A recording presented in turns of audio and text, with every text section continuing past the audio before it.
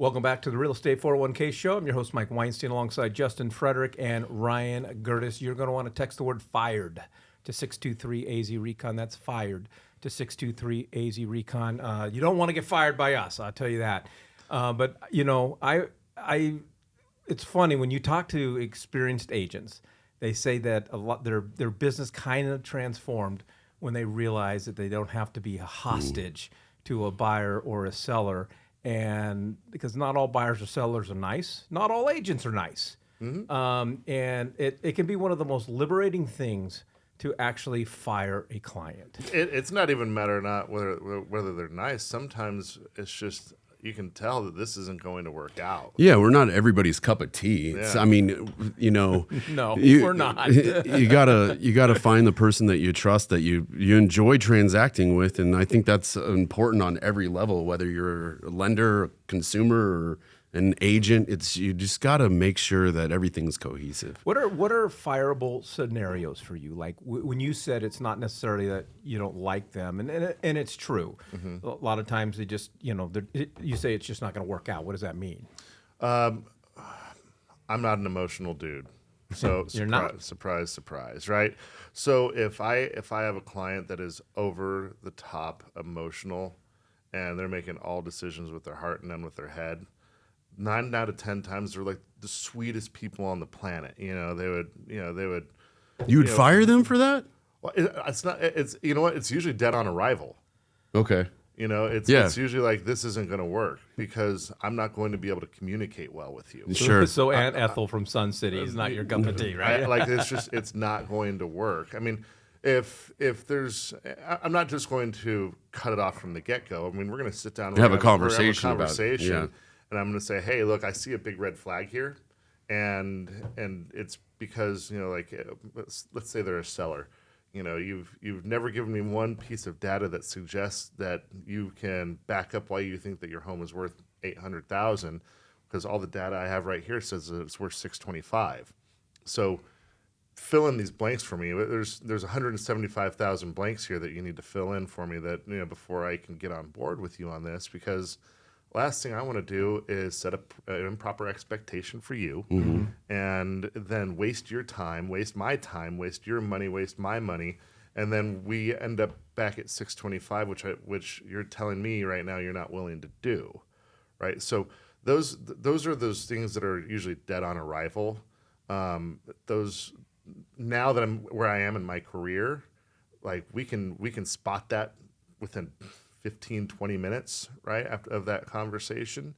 But when I was first in the industry, right, I mean, like, we were all hungry. Yeah, you're fighting for everything. And I still fight for everything, but it's just you lose sight of what the business of it is, and you're just so enamored and wrapped up on getting your hands on anything and everything. And at the end of the day, nobody walks away from that scenario feeling like they won. There's a couple of good points there to get a little bit more specific. I don't know how many times I've seen it. Let's say in your scenario, seller thinks their house is worth $800,000, and we go in and say, hey, listen, the data's showing us it's worth $625,000. And then they go with another agent because that other agent said, hey, yeah, $800,000. I'll sell it for that, for right. $800,000 just to get the listing.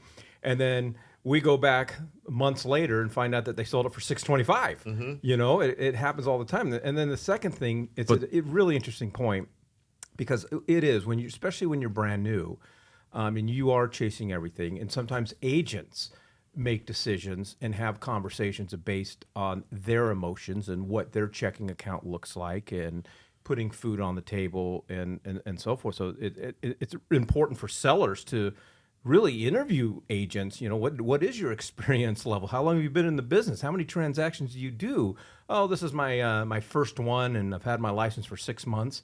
That agent is desperate. But the seller's going to pick them because they're saying, "Oh yeah, I'll list it for $800,000." Right. It's the wheel spinning that's involved after the experience comes in. You're like, the 2 months of wheel spinning that I'm going to be doing to talk you down to what we know that your house is going to sell for, because it's not magically going to sell for $800,000 when all the other comps are showing $625,000. It would be like a 1 in a trillion chances of that happening. I mean, if you're saying there's a chance, but, you know what I mean? Like that just doesn't make any sense. And after we've been doing this for so long, it's just like, that's a lot of work, and you're not even listening to what I have to say to you. You're not even coming to the middle of it. If you, at least if I can get you to go to, hey, let's just try 700 to start and see what happens. And that's that's fine. Normally when we go through that, because we all know what those first few weeks of being on the market look like, right? Especially when it's in a hot market. I mean, things have slowed down a little bit these days just because there's market's slower, but. If there's average days on market of 30 days, let's just say, of the data that on this specific property, and they want to do the 700 rather than 625, which is what it's clearly worth, then I'll throw them a bone. I'll say, hey, look, you hired me to go to work for you, right? And so that being said, we're going to try it your way for 2 weeks. And you're gonna have the advantage here because you're gonna get the first 2 weeks on the market. I don't think you should, but I'll play along with you. And then after 2 weeks, when we get no showings and the few showings that we get terrible feedback because it's priced too high, then it's or no feedback, right? Or no feedback. Then it's not even an "I told you so." It's just hey, we tried it for your way 2 weeks. Let's try it mine for after that, and then we'll compare notes and see which one had more success. Right. And so to me that's not emotional, right? To me that's okay. We're going to test the market for 2 weeks and we're going to put a number behind it, right?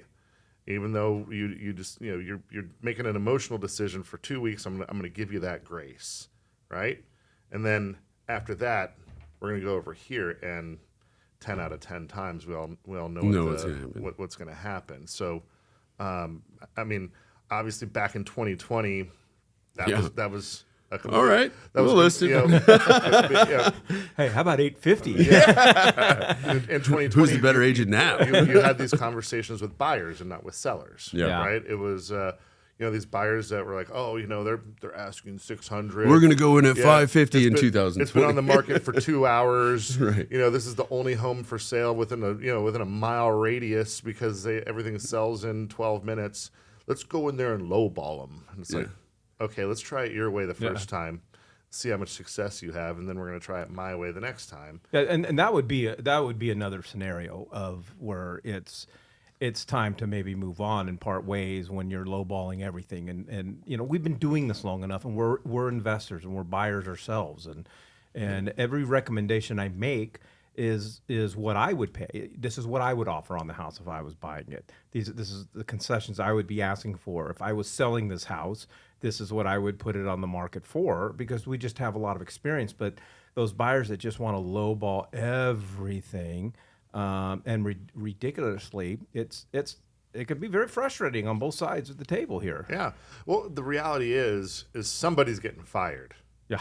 Right? Yeah. Either I'm getting fired or you're getting fired, and it's not, and it doesn't really matter. Like, I don't like that kind of pride. I don't have, like, cause I'm going to go over there and I'm going to do my damn job. Right.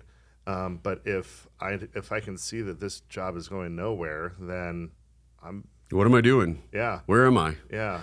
Let's just cut this thing off now, because at the end of the day, I guess I'm the first one to step and just call a spade on Well, it. I mean, time is money, and we just don't have time to do that, especially if you're trying to be a busy, active agent. You just don't have time for stuff like that. And we've all trained, either been like personal coaches, mentors, team leaders, or whatever, or just done trainings for massive groups of agents.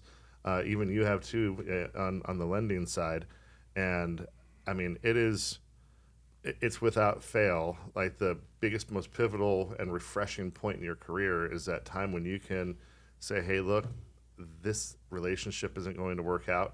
Let's just cut it off right here, right now. And that way we can both move on with somebody who we can gel better with. Well, we've been somehow we diverted into talking about listings and list price and selling your home and comparable values. you're looking for an honest assessment of where your house stands and what it looks like in today's market, we'd be happy to sit down with you and go over that and share those numbers and share that data with you. All you got to do is text the word fired to 623-AZ-RECON. That's fired to 623-AZ-RECON. All right, Justin. What about for you? I want to know what yours is. Well, I think one, the same stuff. I mean, it's the lowball stuff, and it's when I will go out and okay, we'll write a couple offers, but when we get to the point that we're just doing the same thing over and over and over again, and the client thinks that they know more than I do, and they know more about the market, and they just flat out won't listen, and they get frustrated, I get frustrated, and so to me, that's when it might be time to cut ties. But I want to get into like specific stories. Like, Justin, when was the first time or the most memorable client that you ever just fired? I mean, there's been multiple, but being dishonest with me when I'm trying to do it, when I'm basically hired by you to do a job. Like when I go to see the doctor, you just wishes I would do, how many drinks a week do you have? You say, I don't drink. You That's say so one. terrible for you. Yeah. One every hour. Being dishonest. And again, there's a lot of people that think that they know my job. And I've had the most memorable story. I had a woman that sent me fake documents. And forgot to change a date on a pay stub, and forgot to change a year-to-date income on another one, and that's not going to get us anywhere. We're going to find it all out, and then when you call them out on it, they get frustrated at me. So that's a hard conversation that I have to have with agents. Is like, hey, this is just not a person I can work with. I can't get a full story. I'm spinning my wheels. I'm wasting my time here. They're not having a phone conversation with me about it. They're sending me texts, and then I'm having to dig and find things. And it's a waste of time. It's a waste of money because I'm ordering verifications to try to put two and two together. Maybe the company really did mess up the pay stubs. All right, let's order a verification of employment to see what the income is that actually comes back from the employer. Oh, she's terminated there. So this is falsified documentation. I need to know what I'm working with to tell you how to transact. It's as simple as that. And I try to have those conversations, and just some people think that they can work me over, and I'm not the guy for that. So that's one of mine. Ryan and I, we work you over pretty good. Yeah. In that case, though, she actually got the agent upset at me because she was saying that I wasn't listening to what she had to say. And basically, I can't tell the agent about what's happening on my end. So I just had to tell the agent, like, what she's telling me is incorrect. I have false documents here. I cannot work with this individual. And she ended up coming back to me again with her to try to do it again because she was denied at other lenders because she didn't have a job. She didn't have a job. So it was just like, what a pain in the butt. But I actually could have got her a loan. I could have gotten her a loan, but I wasn't going to deal with her. And I just got to that point where I was like, if you're not going to be transparent with me, I'm not going to lead you down the right path. It's time to part ways. So I did end up actually transacting with this client because I didn't know I was being lied to during the transaction.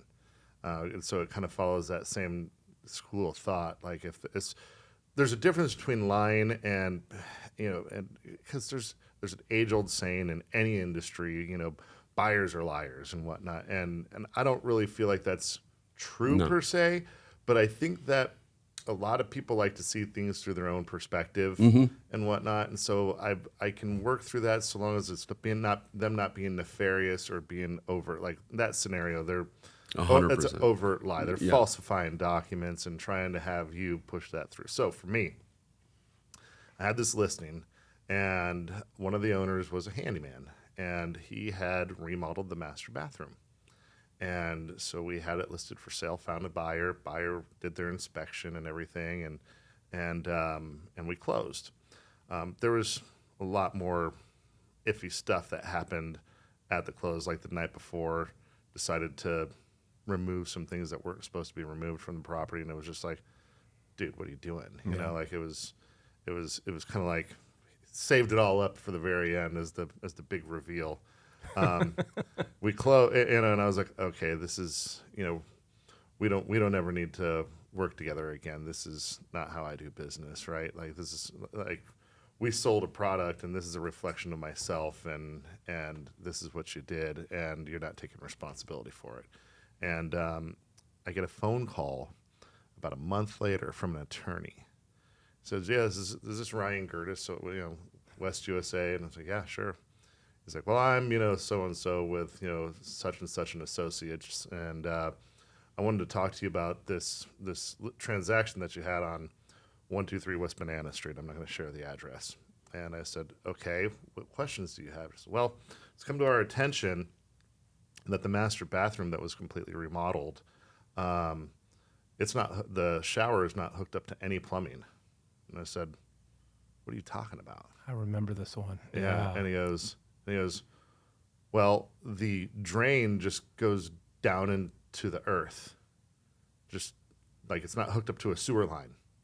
It just goes straight down into, like, for all intents and purposes, a French drain. They just dug a hole out and then, like put a little sleeve right there where the drain is, backfilled it with concrete, and then tiled right over the top of it. So when the inspector went over there, they turned on the water. Yeah. Came out just fine. It went down the drain. It went down the drain. And then he said, all right, shower's good. No red flags, moved on. And then after they were having multiple times where water would come up from the drain while they're in the middle of taking a shower, they're hiring plumbers to come over there and scope the system. They're doing whatever, but because they thin setted the drain down, they couldn't get in there from either the vent stack or from the clean out because it was on the exact other side of the dwelling. So like, we don't know what to tell you. It's just there's a bunch of dirt down there, but we can't get to the actual drain area to tell you what's wrong with it. So they ended up having to do demo on it, and that's when it revealed itself that the closest drain line was like 3 or 4 feet away from where the drain was. People just blow me away. And I was like, that, and let me just say that's just the story that they're giving me. I didn't go over there and look at anything. I can't say for sure who done what, but I'm just over here saying there was a couple of things that, right there at the end that made me think, gosh, I'm never working with these guys again. And then I get that phone call, and I'm like, I'm not going to call my clients guilty at all, but from the way that they behaved there at the end of that transaction, I wouldn't be surprised. And that's all I'm saying. Yeah, that's crazy. That's the most recent, firing that I've, and so whenever I get phone calls from them or anything like that, it's no, thank you. You can call someone else. I've actually had, but if you have clients you don't like, you refer him as the handyman. That's horrible. So I'll take us back all the way back to when Ryan and I got started. So we started at New Home Information Centers. And it was about 2003, and going back to, I was brand new and hustling for everything. And back then, you could buy a house for $100,000. Remember those days? Yeah. Mm-hmm. And under. Yeah. So I had this guy, this client, and he ran me ragged. And we just went and looked at so many homes. His price range was $115,000. Mike, I need an Olympic-sized swimming pool, and I need the wine cellar. I mean, it was just not realistic of what he was looking for. Mm-hmm. So we finally found something, and this was probably a good month of showing homes, and that was another lesson I learned. Take control. You can't be doing that, right? And so we finally got him in the office, and we were writing up the contract. Because back then we did it on paper, man. Yeah. You remember? We had the carbon copy. You know, we had like, all right, you get the yellow one. You know, then you get the broker gets the pink one, and then I keep the white one. Yeah, it was. So yeah. we're getting to the end, and he's about to sign it, and he looks up at me and he says, "Okay, so how much of your commission are you going to give me after all of this work?" And I wasn't as direct back then as I am now.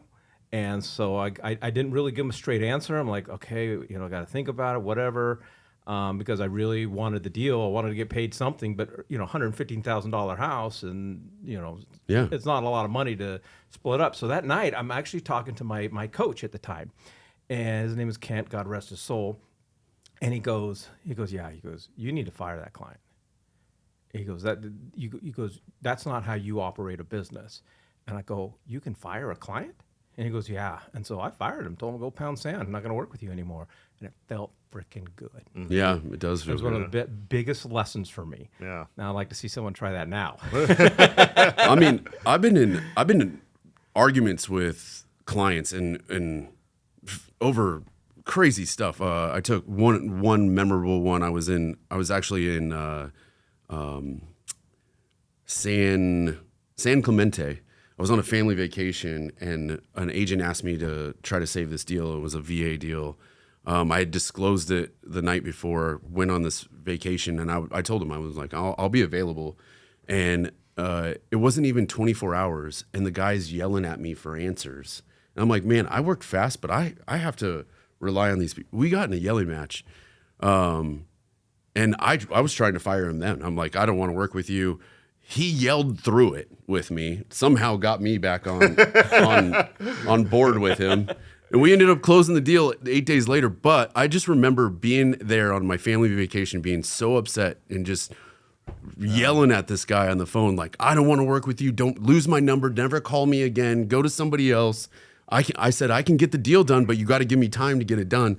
And yeah, this guy just commented on one of my Facebook posts. So I'm going to reach out to him. Actually, we're good friends now, but yeah, he was at the end of his rope, and I really wanted to fire him. I really wanted to fire him.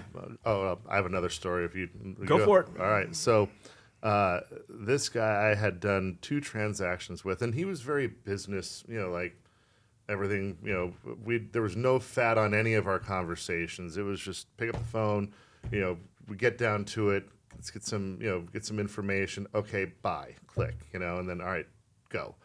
And so those worked out great. And then he wanted to sell one of his properties out here that he had bought. And so he gave me a call and he's like, you know what? I'm busy right now. I need to call you back later on tonight, and we can discuss further. For sure, that's fine. I'll be home or whatever around 6:30 after dinner or whatever. You know, so give me a call at 7. He calls me up, and it was Jekyll and Hyde. It was a completely different person. Well, I'm going to fast forward and kind of give you the skinny of how it ultimately. He would, at the end of the workday, whether it was like 5:30, 6 o'clock or whatever, he would go home and get rip-roaring drunk. like, I mean, hammered, you know what I mean? And then he would just turn into a dick, you know what I mean? Just like an abusive dick. And so he calls me up. His poor wife. Yeah. Oh, and I hadn't met his wife until this time too. He made her call him daddy. I was like, It's fitting. I was like, whoa, dude, like, you know, you're at a 10, bro. Like, bring it down to a 2. You know what I mean? Yeah. Like what happened to Mr. Businessman that I was talking to a few hours ago, and I've only been talking to for, you know, the past few years. Like you telling me that after work you just go get shithoused and you just become an intolerable human being. So he did that the first time, and I'm over there just like, what in the hell? Like, this isn't jiving, you know what I mean? Next day, I talked to him 10 o'clock in the morning. You know, it's, hey, I want to apologize for that. You know, blah, blah, blah. Let's get back around to business. And I'm like, oh, okay. You know? Yeah. And then the next night, he calls me at like, 7:30. And I was like, all right, dude, here's the deal. Like, this is never going to happen. I'm never again. talking to you after 5 o'clock. That's what ever I said. again. I said, I go, I will never answer the phone after 5 o'clock. Don't even, like, if you've been having anything to drink, don't call me. Like, we are not going to operate this way ever again. If it does happen again, you're canned, dude. You know, and we actually had the home listed, and he did it again. And it was before 5 o'clock. I guess he had, got off early from work or whatever that day, or something. Took the day off. Labor Day. Yeah. Got hammered and Day drinking. Yeah, exactly. It's actually not a bad idea. Yeah, right. I answer the phone and it's F this and mother F you and this and that, and I was like, all right, dude, I'm sending you your cancellation right now. Canceled the listing and never talk to that son of a bitch again. Good for you. Yep. All righty. Hard to transition into this, but we'd love to chat with you. Just not after 5 if you've been drinking. If you're a fun drunk, then hell that's always fun. Yeah, I'll join you even. All right. Well, if you'd like to have a discussion about your future in real estate and building wealth in real estate, whether you're looking to buy, invest, or sell, we'd love to have that discussion with you. All you got to do is text the word FIRED to 623-AZ-RECON. That's FIRED to 623-AZ-RECON, or just type the word FIRED in the comments section.